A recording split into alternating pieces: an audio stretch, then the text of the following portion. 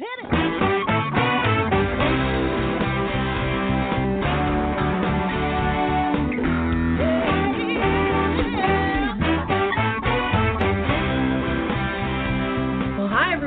welcome to Alzheimer Speaks Radio. I'm your host, Lori La Bey, and I'm so excited that you're joining us today.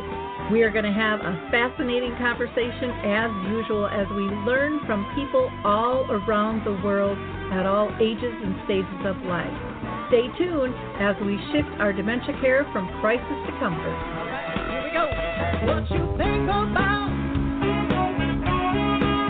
you will bring about.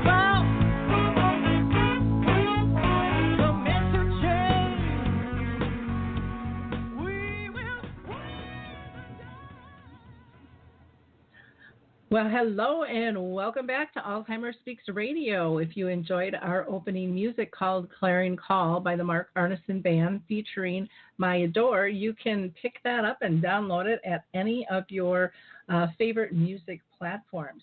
For those of you that are new to our show, I'm Lori La Bey, the founder, and my mom had dementia for 30 years.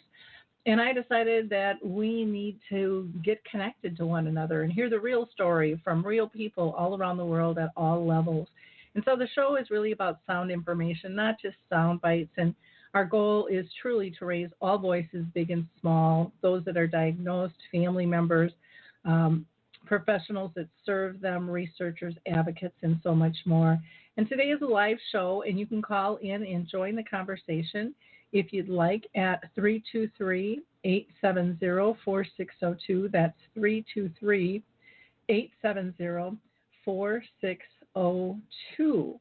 And I also have to thank our listeners each and every time because they are so sweet and so wonderful and so powerful with all of your likes, your clicks, and your shares. It's just amazing how many people know about Alzheimer Speaks thanks to you. So again, really, really appreciate your efforts. And I hope that you will share the show that we have for you today because, once again, it's going to be a powerful conversation with a woman who is sharing her story of having a parent with dementia and that whole love and loss and processing of things.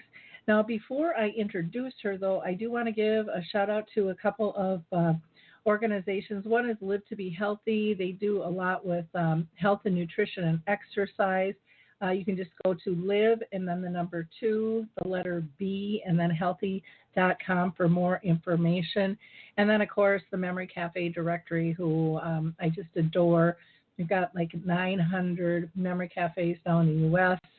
There's also a list of virtual cafes that people can access, and you can go to memorycafedirectory.com for more information there. And then I just had on the show Coral Health, Dave, one of the co-founders, and during this time of COVID, they are giving away their services for Music First and Coral Health.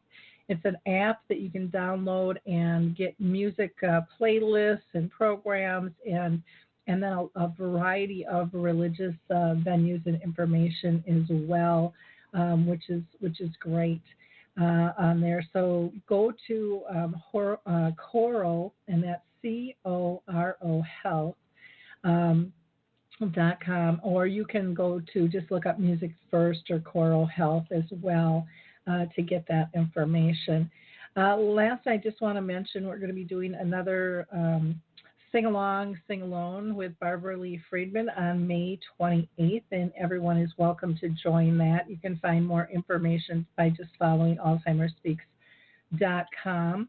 And we just put out a new Dementia Quick Tips, which talks about shadowing, and that is where someone is just like right behind you all the time, and it's a common thing that happens with dementia. And I did a short little video; it's only a couple of minutes long, but will help you kind of shift from anger and frustration and just wanting your privacy to really, truly feeling that, wow, what an honor it is for me to help somebody feel so comfortable.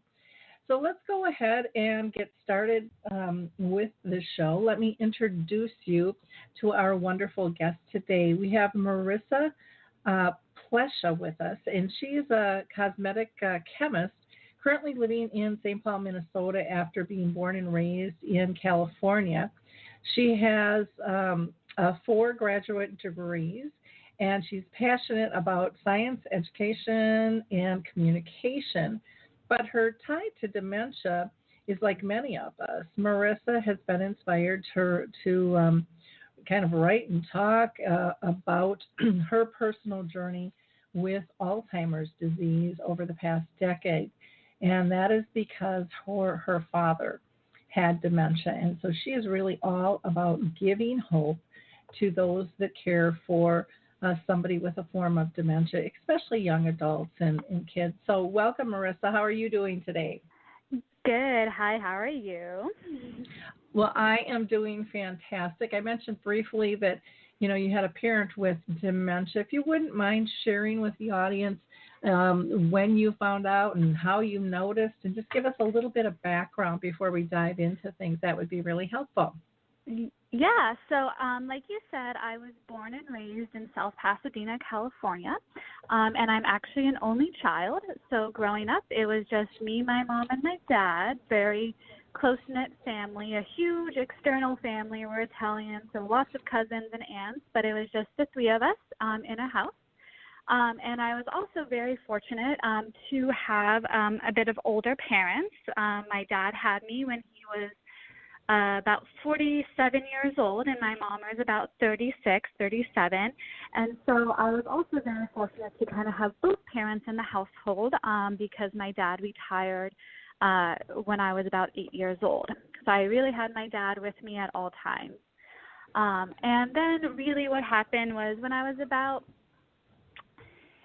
18 years old, we started noticing my dad was not exactly picking up on things as well as he usually did. And the difficult part was that my dad always kind of was a little aloof, I guess, if that's like something to say about him. He definitely had some learning disabilities growing up and, in his adult life. So we always kind of noticed he had a little bit of aloofness to him. But when I was about 18 years old, my mom started realizing that it was getting a little worse. And he did own an apartment business in Los Angeles, and she noticed that he was having like a really difficult time with math, especially, and pretty easy math that he was doing, for years and years, and nothing was really changing. And so when I was 19 years old, my mom made the decision to take him to the doctor and get him tested for Alzheimer's. And I was in college at this point, about 6 hours away from home. And so when I was 19 years old, my dad was diagnosed with Alzheimer's disease. And really that he was diagnosed at 19 and he passed away when I was 29 years old, which was a little over a year ago now. So basically, he had Alzheimer's for 10 years, for a decade, and pretty much my entire 20s, being diagnosed when I was still really a teenager, and then passing away before my 30th birthday. Oh, wow.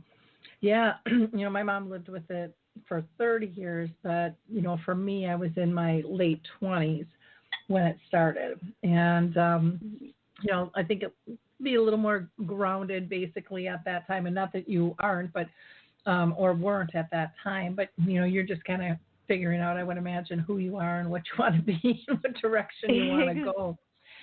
And, exactly that, yeah.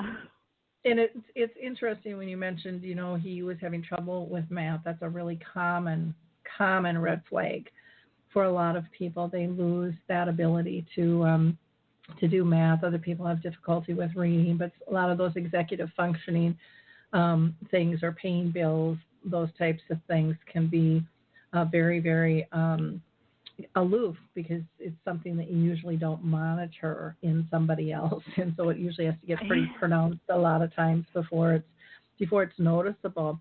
How did your mom deal with it when, it was really kind of the 3 of you and then now all of a sudden you're 6 hours away and she's dealing with this? Yeah, so I think first and foremost it was probably, very difficult anyway for me to be in college and, experiencing my own life. And then with the addition of, my dad being diagnosed, so I was basically a sophomore in college. It was like he got diagnosed the spring of my sophomore year.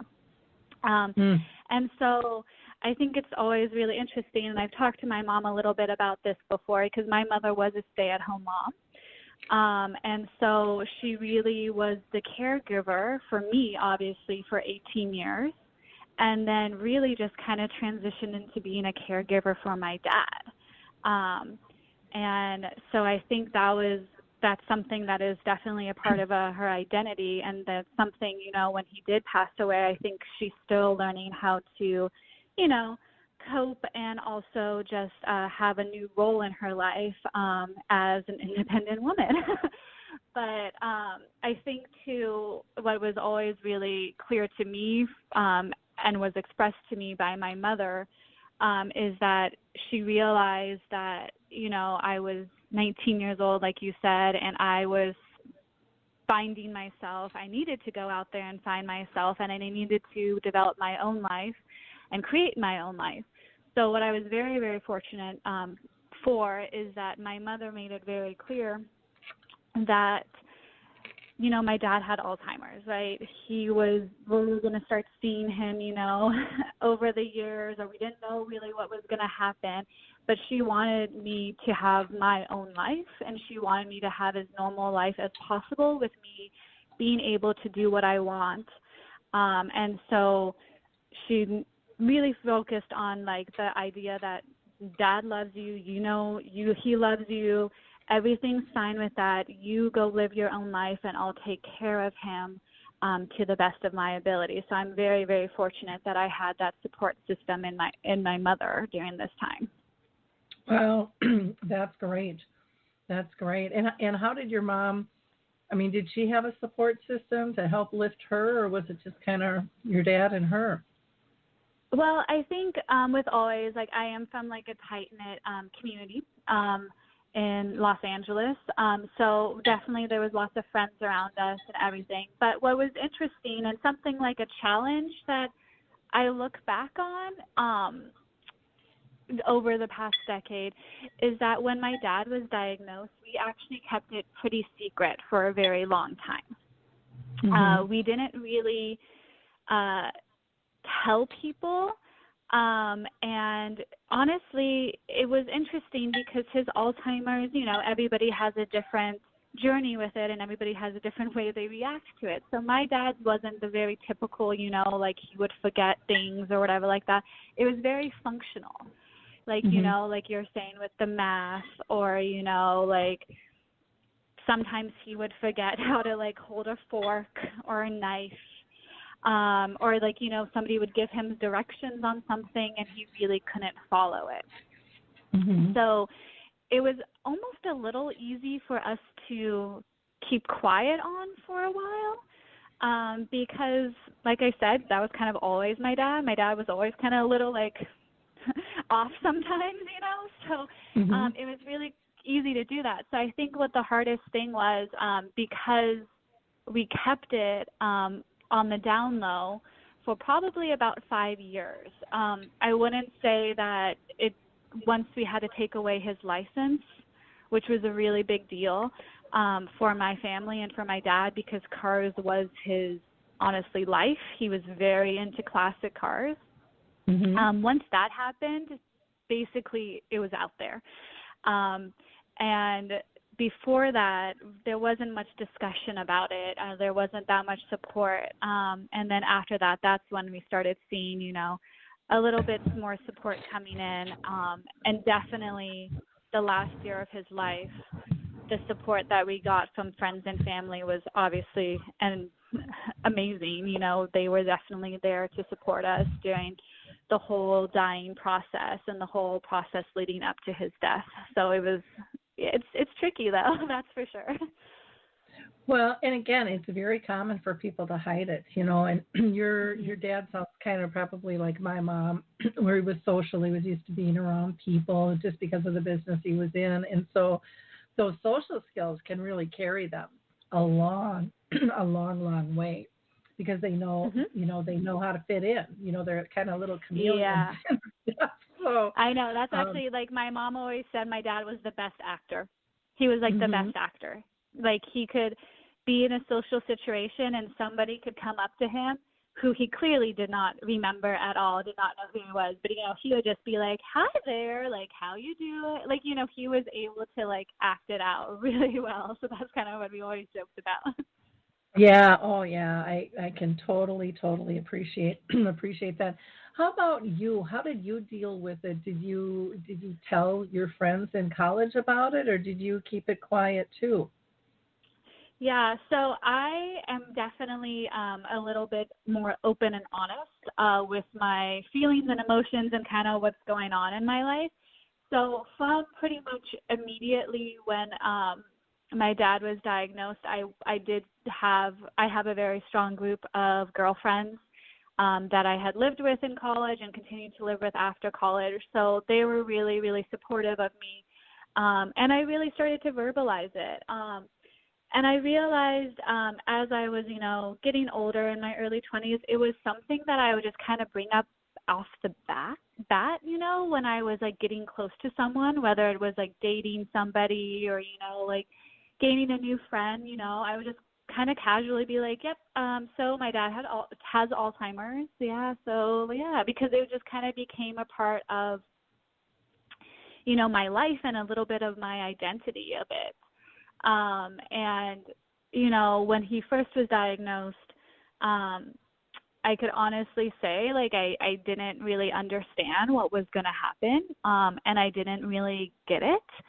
I remember I like, it was suggested that I would go to therapy, just after the diagnosis, just to talk it out with somebody, and I went to one session, and it went nowhere. I remember just being like, yeah, cool, my dad has Alzheimer's. I went on the college campus. They're they're on campus like counseling, and then I honestly say, like, for me, I knew he had it, but I was just kind of always thinking in the back of my mind that nothing was really going to change, Hmm that it was going to stay stable, or, he was just going to, I didn't really think he was going to necessarily get better, but I kind of did because I'm also a chemist. I'm a scientist. So I kind of was like really believing in modern medicine, and, I always wanted to try new drug therapies out there, or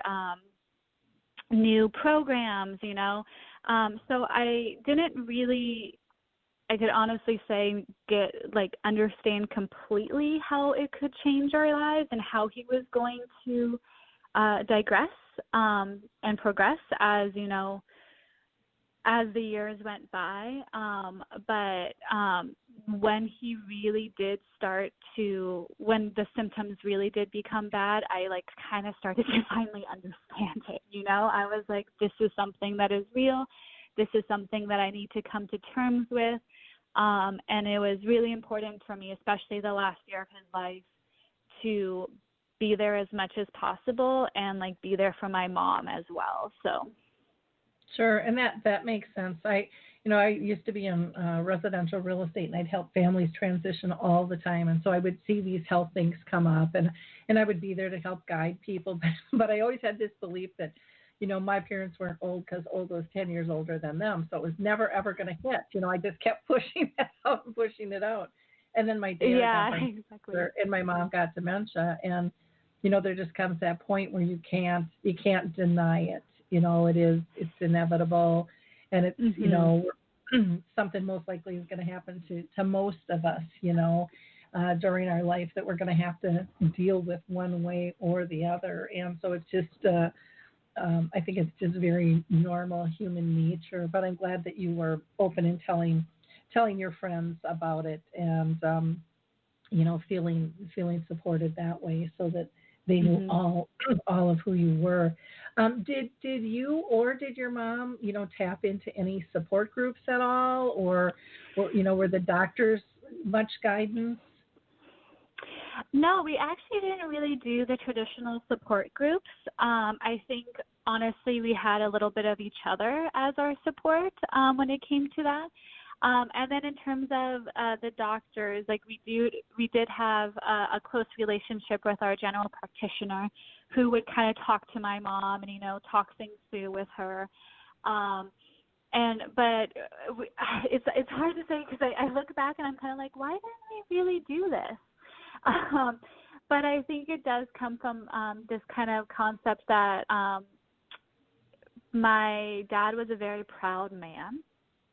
Like, he was extremely proud, and that was actually very clear up until the very end. Like, that was super clear.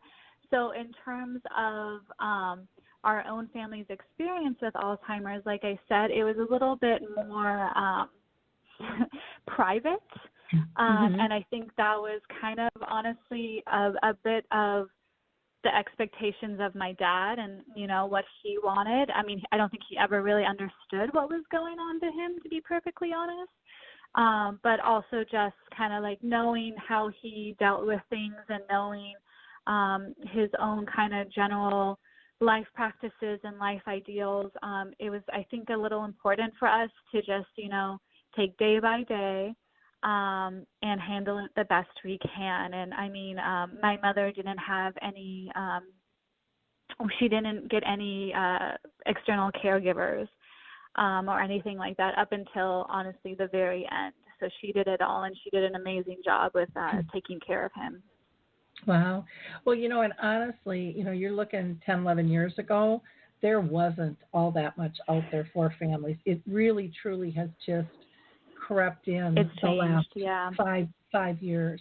And I can honestly say that because I got into this business in 2009, and I got in because it's like, hey, where is everything? There's got to be more out here, and if not, we need to change that. And so when we went to the doctor, we weren't even given the Alzheimer's Association number. We didn't even have that.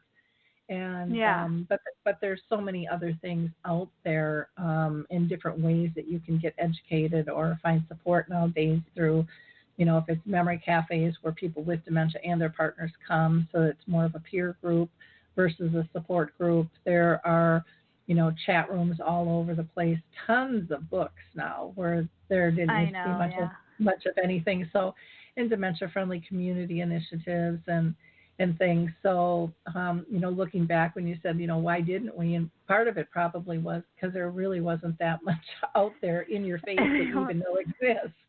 Yeah, so. Exactly. I mean, it's just that thing too. Like, that's why it's so important to me now as I kind of reflect on it. Is that, I was young. I mean, I guess I'm still young, but I was, 19. I didn't have anybody else around me that was experiencing the same thing. Obviously I've had friends that, have had parents that have had other, diseases such as cancer. But, with Alzheimer's, it's such a different kind of experience because you're really starting to lose the mind and personality of your loved one. And for me, at least, that's why I'm really passionate about speaking out now, is because I don't think there's a lot of support for young people, too, with parents with this. You think of Alzheimer's as a disease that, your parent gets when you're in your 40s already. You have your own family, which is like a support system on itself. You have your husband, your kids, or your wife, whatever. But for me, I was just a college student, I was more I don't think I was more concerned, but, I was concerned with getting good grades, getting my career going. I'm obviously really passionate about education and being educated. So I was going to grad school, I was getting all those things up and running. And, at the back of my mind was always that concept, though, my dad has Alzheimer's, how am I going to deal with this? What if something happens? Am I going to move home? Am I going to do this? It was kind of always there. Yeah. Oh, yeah. Yeah. I can definitely see that. What were, if you don't mind sharing some of the surprising parts of the progression of the disease, the challenges as well as some of the positives that you and your family and maybe some of his friends experienced? Yeah, so I think like I said, like not really.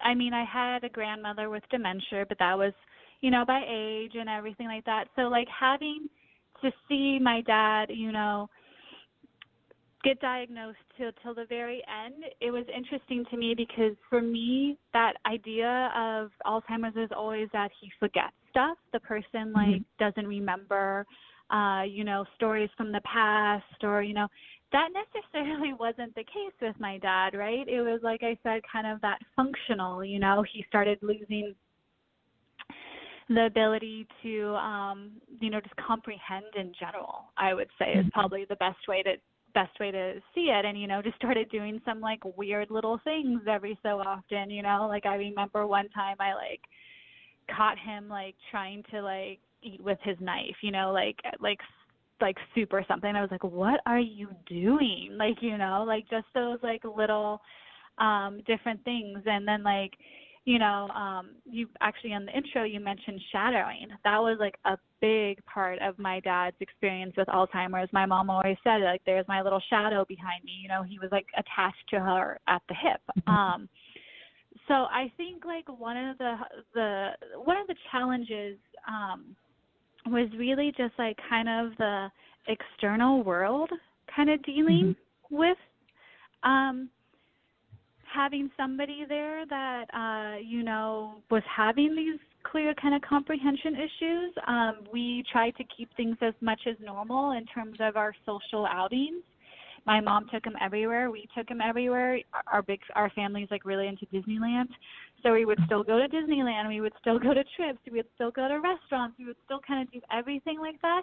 But to see others try to handle my dad or like see us trying to like handle the situation when it was like he didn't understand something or like, you know, like he couldn't read a menu or something like that, and to see others' reactions was always really interesting for me. And I feel like that was a challenge because I do feel like people just sometimes don't understand what's going on. You know, they don't get what's going on. And so they get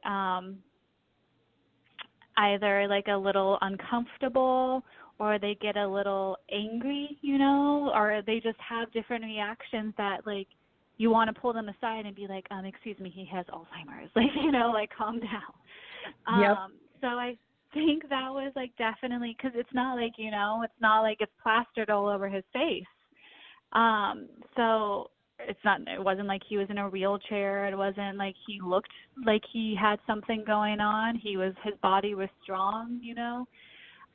So I think that was one of the big challenges, including with family too. You know, like I said, we come from like a huge Italian loving family. But, you know, there was sometimes it was like, no, like he can't do that, you know, or like this is something that's going on. Like there was just different instances like that. But I would say that was probably the biggest challenge. And then taking away my dad's license was like a huge challenge in our family because that was his independence. And that, you know, you hear about the different stages of Alzheimer's and how they can react, and that's when his angry phase really started. Because he was upset. He was super angry. He didn't really understand why it had to happen, and then next thing you know, he can't drive, and my mom's driving him everywhere. And that was a very difficult moment in the journey, 100%.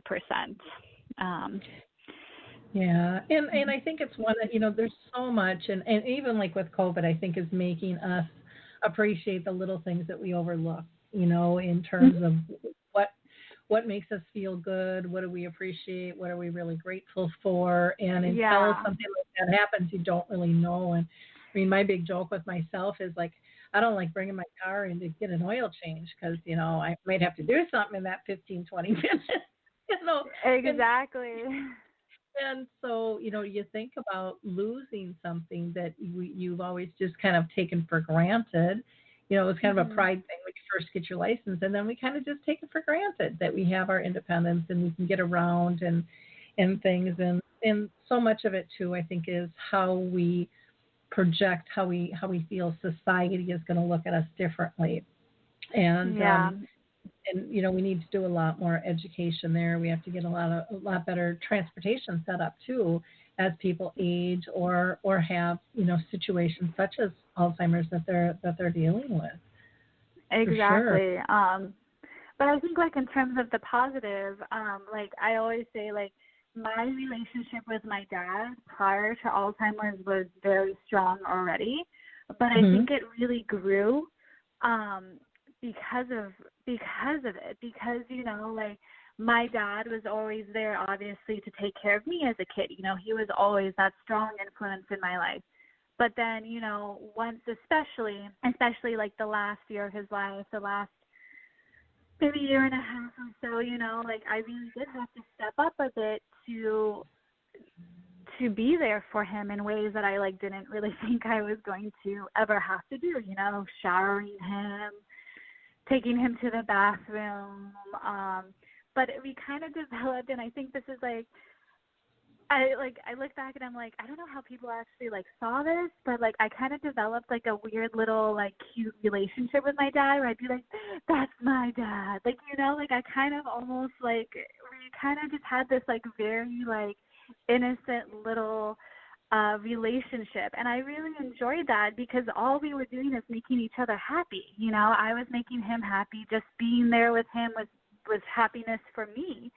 So it was just like our bond only got tighter because we were just, you know, there was no focus on any of the other stuff going on in life. Like, when I was with him, it was just focusing on being there. Yeah, I think, you know, to me, I always talk about how I found out that there were different levels of unconditional love that I didn't know Mm-hmm. existed, and my relationship with my mom, to me, was actually a very spiritual one because it was so authentic. Both of us just showed up so authentic, and we accepted each other no matter what was going on. And that, when you Yeah. think about it, it's so rare in the everyday world where you can just show up and be who you are and not have to pretend or to try to meet somebody else's expectations. And that emotional freedom in and of itself is huge, you know, to be able It is. to do. And you also mentioned about the innocence, and to me, I relate it to children. You know, children don't see deficits; they just see another person to play with. So it doesn't make any Yep. difference who they are, what their situation is, and I never even really realized that until my daughter was in kindergarten, and we went in for her conference, and the teacher goes, "Oh, your daughter, she's so special," and I'm like, "Oh, how? You know, that's nice of you to say." Well, you know, this little person's in a wheelchair and she's always right there to assist. And this classmate's a little bit slower and she's always right there to help. And I just laughed and I said, "She's not special." And she's like, "Oh, yes, she is." And I said, "No, she doesn't see what you see. She just sees Yep. another kid, you know, and and she wants to, you know, just lift everybody up so that they can get out and play. You know, let's go through this." Exactly. And it's that real team effort. It's that innocence, and it's like, oh, children have so much to teach us, you know, because we do lose that as adults a lot more often Yeah. than what we should. Um, Exactly. and now I wanted to ask you. You had mentioned that your grandma had dementia. Was that your dad's mother, or was that your Yes, mom?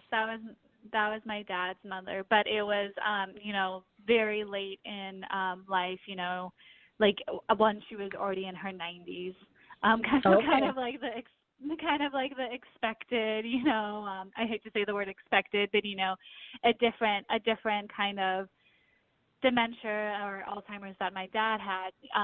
Honestly, my dad's Alzheimer's, the kind of idea, or, like, you know, what we've been told by doctors, that it was probably a bit more of related to head injury. Mm-hmm. He was kind of a daredevil, to be perfectly honest, in his younger days. And Okay. there was always stories of my dad getting knocked in the head or doing something. Like, there's this famous story, infamous pretty much story of my dad, like, that when he was like a kid, he, like, went underneath a house that was being demolished, kicked a few 4x4s, and then the porch fell on his Oh, head. And oh my and he gosh. showed up at my grandmother's house with, like, his head was like as big as a watermelon, as she said, you know, and, like, they just kept going. I don't even know if he went to the hospital. I think, like, you know, when everything happened, you know, it was kind of more related to the head injury, kind of from his younger days. So, yeah. Yeah, that's kind of typical back in the day. I mean, you know, I look back and think, gosh, we didn't wear seat belts and we didn't do this, and you know, pregnant women smoke and drank, and I mean, everything has changed so significantly in terms of how we look at it. I have a granddaughter, and every time she gets a scratch, a bump, or a bruise, she needs a Band-Aid. And it doesn't, you know, you can't even see it half the time. You know, there might not be a mark there at all, but she is the Band-Aid queen. You know, everything's got to be taken care of immediately. When I was growing up, you got a Band-Aid if you were bleeding, but a little scratch, not so much, you know, or a bruise and things. So, yeah, the way we look at things is very, very different. I wanted to ask you, in terms of your journey and kind of, you know, you talked about really kind of coming to terms with your dad's diagnosis, and you just seem like you really fell in sync with him and accepted him for who he was in the moment. Was that something that you were always able to do, or was there a defining moment for you that really, you know, set you in that zone? You know, I can't really say there was a defining moment, because I think it honestly came also with maturity a little bit. You know, when I was in, you know, as you're, you know, like when you're in your young 20s, you're looking at things differently than when you're mid-20s and your late 20s, and I know it will continue to change. But I really think, like, you know, there were times that I was clearly frustrated, you know, with what was going on, or, you know, certain ways he was acting, you know, I think it's just natural to get frustrated a bit. Yep. But it was, I don't want to say there was a defining moment, but I just kind of realized as I got older that, like, you know, like, this is my dad. I love him so much. You know, obviously I need to be there for him, and I need to be there for my mother too, but I also need to be there for myself. So I'm just going to take one moment at a time with him, you know? And I do say, like, the last year of his life was pretty difficult. Like, I to be honest, I didn't really understand how you can die from Alzheimer's before experiencing it. Like, I was like, well, okay, like, you know, people die from Alzheimer's, but how does that really happen? And, you know, in the last year of his life, you could just see his body starting to shut down in different ways. And, you know, the first time he went into the hospital in that year, it just kind of, like, put things a little bit into perspective. You know, it was like, okay, this might be near the end. Like, we need to really, like, be there for him and appreciate, like, the time left we have with him. So, like, I will say, like, there was one moment in that year that was really difficult for me, because my mom did make the decision to put him in like a Alzheimer's daycare once or twice a week, you know, because she was just like, he was needing so much help that she couldn't get anything done. So she put him in a daycare, and he hated it. Like, he absolutely hated it. And I walked in one day. I came in, I live in Minnesota now, but, you know, my parents still live in California, my mom does, and I came in for the weekend, and we went to go pick him up, and she was like, okay, just warning you, he, like, really hates it here, so he might be, like, a little angry. And I was like, whatever, like, it's my dad, like, I'm used to that, you know, kind of thing. And then I, like, walked in, and he was livid. Like, he was very, very mad when he saw me. Like, he recognized me. And that was, I'll talk about that after. But, like, he got very mad and, like, kind of grabbed me and just was like, get me out of here, like, very angrily. And, you know, when that happened, you know, it didn't even, like, really upset me. You know, it did in a way, but I just thought about it as, you know what? This happened, like, we got to move forward. I can't dwell on it. This is not my dad, clearly, like this is a moment that I kind of just realized, like, you know what, like, I just really need to start appreciating the time that I have with him and the time I have left with him. Mm-hmm. Yeah. Well, and it's, one of the things you had mentioned was the daycare and just, the name of a daycare, adult day. I mean, it's just not very respectful, No. And so there's one up in, I want to say up in Canada, and they call it a health club. And I like that. And it's just like, well, that's kind of normal. We're a fitness club. There's lots of different, avenues that you can do there. But I think coming up with a different name. But I also think with this COVID thing, we are really going to have some major issues because I know a lot of them are closing down. They don't have the funds, and two, they don't know how they're going to be able to adapt because it's such a one-on-one and yet a group gathering setting at the same time. So they are wonderful, and I hope that somehow they are able to maintain that and figure that out because they support so many families. Mm-hmm. Now, did your dad, did he end up going on hospice at all, or? Yeah, he did. He did end up going on hospice at the very end, but he was a trooper, needless to say. His dying process was actually pretty crazy and pretty long with it. It took him 26 days, basically, was his dying process. He did not eat for 17 days. Before he passed away. And so we kind of had that situation, and, I was really a little unfamiliar with the hospice system before. Obviously, I was 29, didn't really have to deal with that. So the hospice left pretty much. I forget how long, they were there for. But he was on hospice, but the nurses left. And so we were extremely fortunate that my mother's sister-in-law, my mom's brother's wife, was a former nurse. So she came in, and me and her basically took care of him until he passed away. And that was an interesting experience. It was definitely hard to watch his body degrading so much, but he was being stubborn, and that's what we were kind of joking. He was stubborn until the very last end, because very last moment, because it was just almost amazing that he was still keeping and hanging on, especially not eating for 17 days. What? Eating origin. Wow.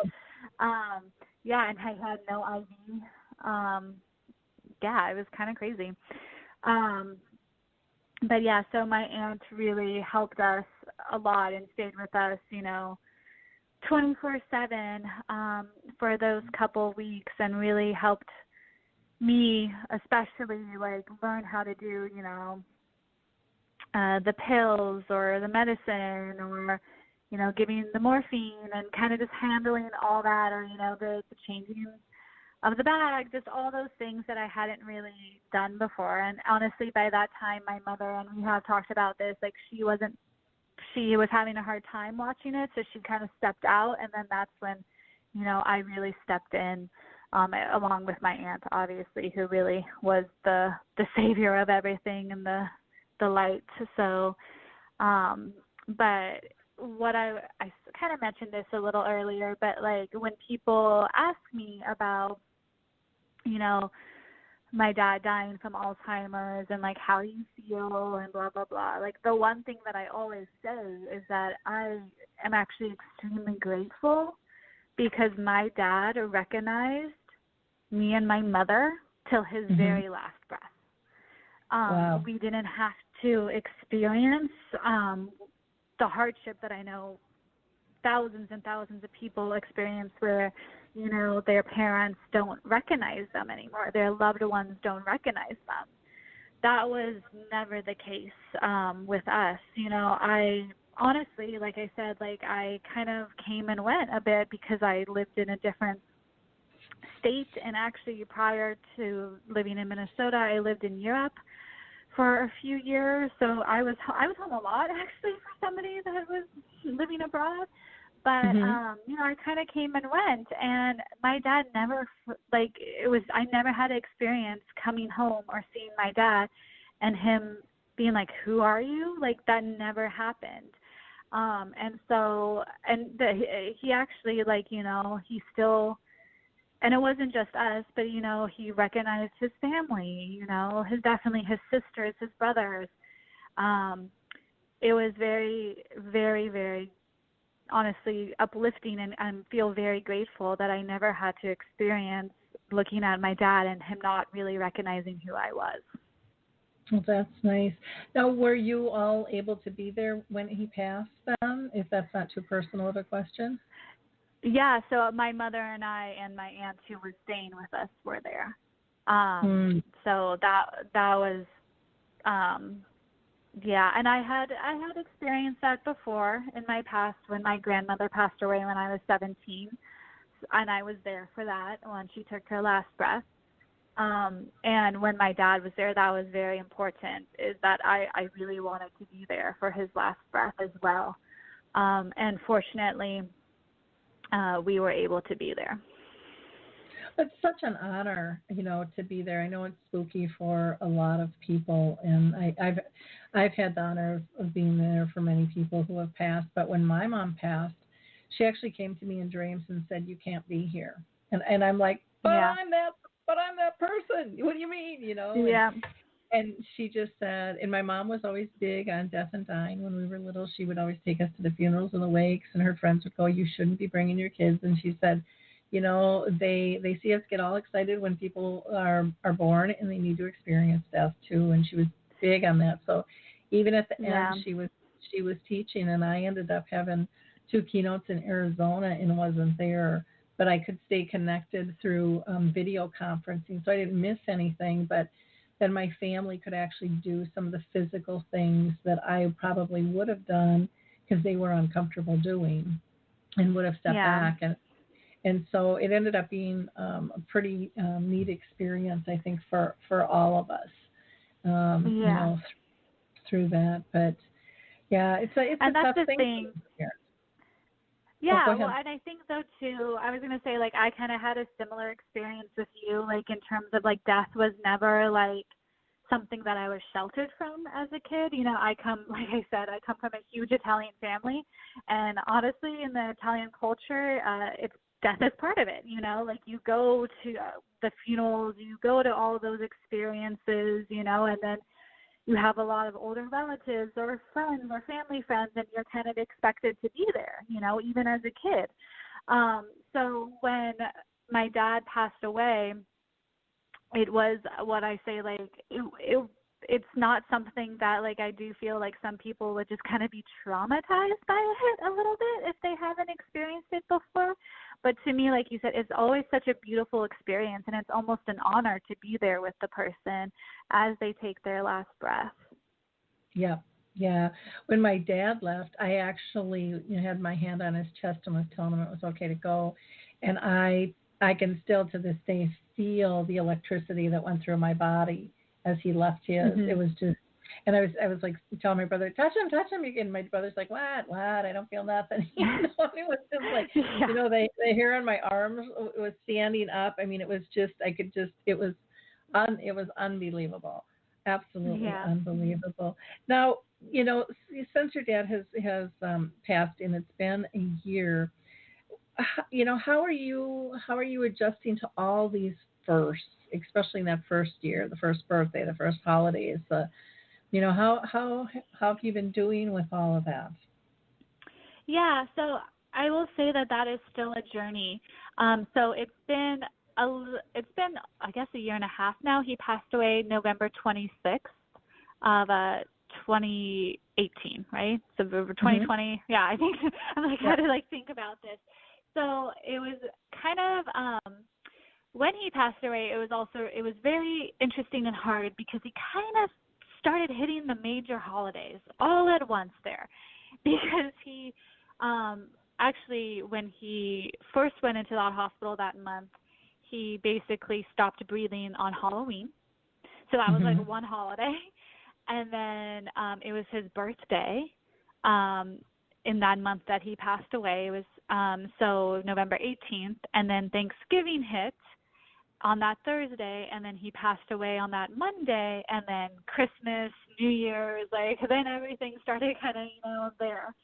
And so I will say that that first Christmas was like a blur, was like totally a blur. And like, I can honestly say I did not handle like New Year's well that year.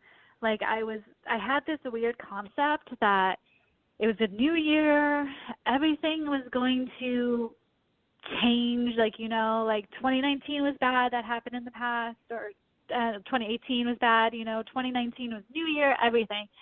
And so I like melted down pretty hard, especially on New Year's Day, because I realized, my feelings hadn't gone away yet. I was still grieving. And it was almost immature of me to think that, just because one day was 31st to the 1st, it was going to like change everything. But in terms of everything else after that, like I said, is that we just really had to take it one day at a time, and honestly, one moment at a time. And what really helped me was I did start therapy this past year. And I started therapy to talk about that, but talk about obviously a lot of other things.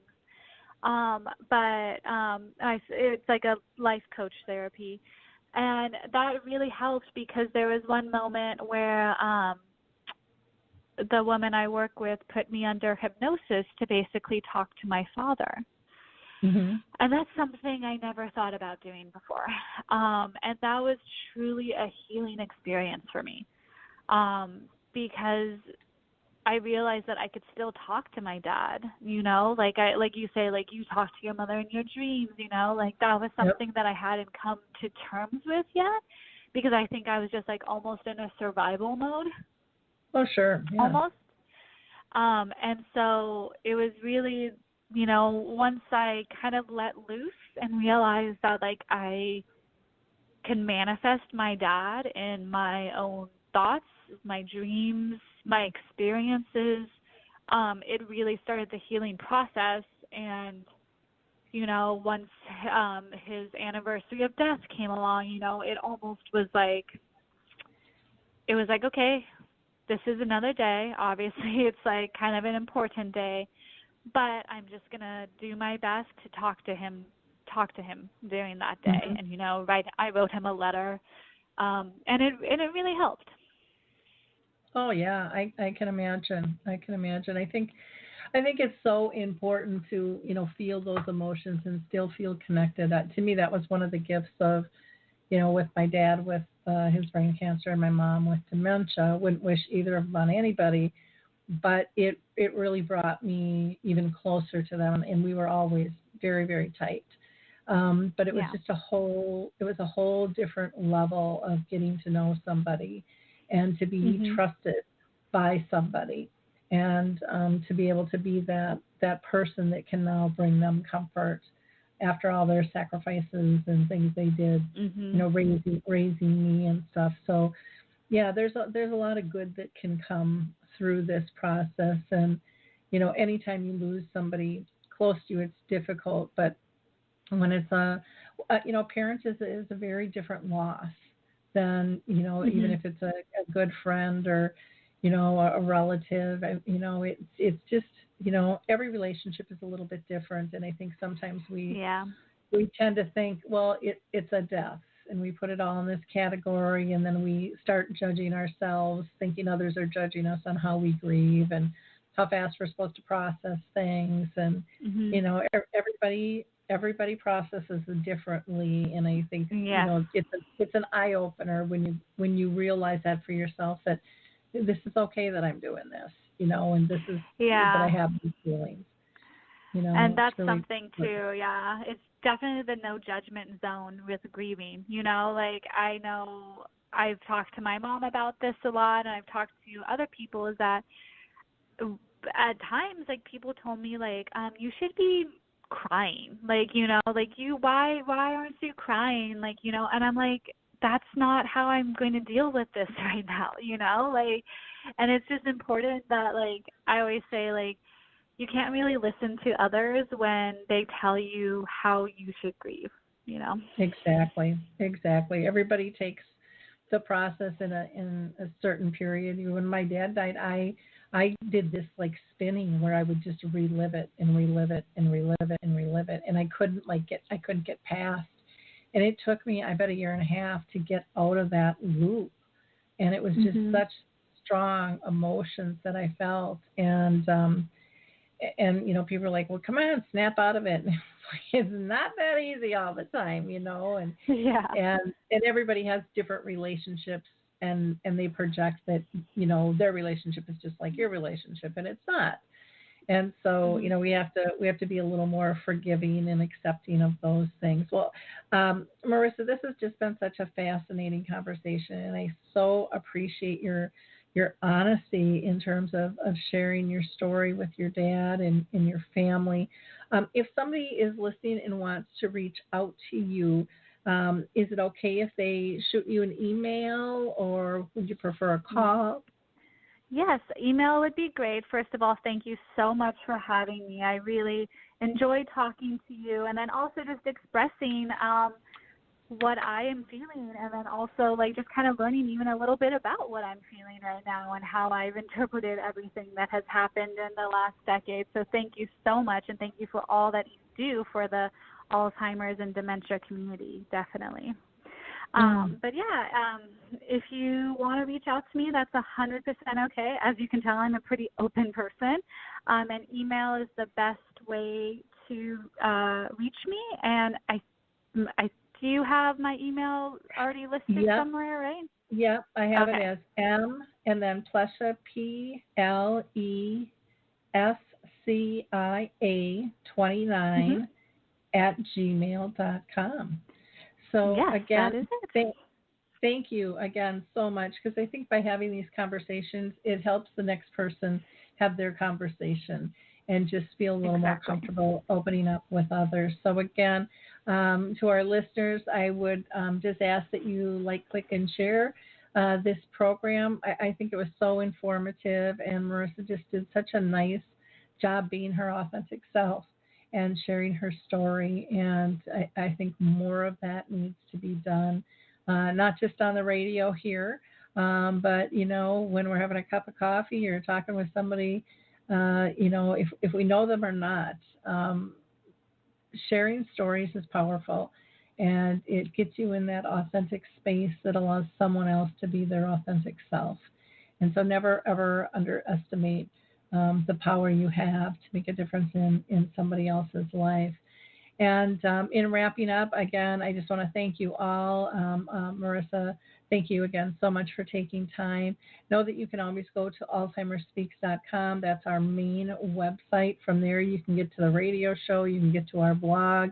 There's information on dementia chats, where I facilitate conversation monthly with people who are living with dementia.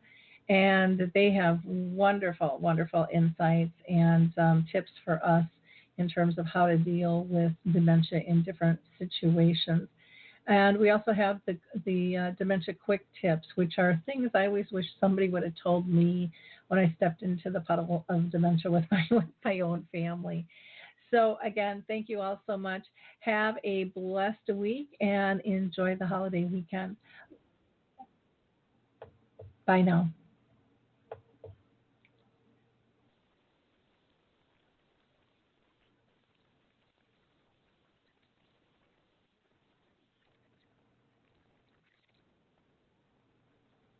Well, hi, I'm Lori La Bey, and I wanted to tell you about Alzheimer Speaks, which is another great podcast. You see, my own mother lived with dementia for 30 years, and I felt lost. Did you know every 3 seconds someone in the world is being diagnosed with dementia? Odds are it's going to hit your families too. We want to help you connect to services, products, tools, research, and stories so you can be prepared.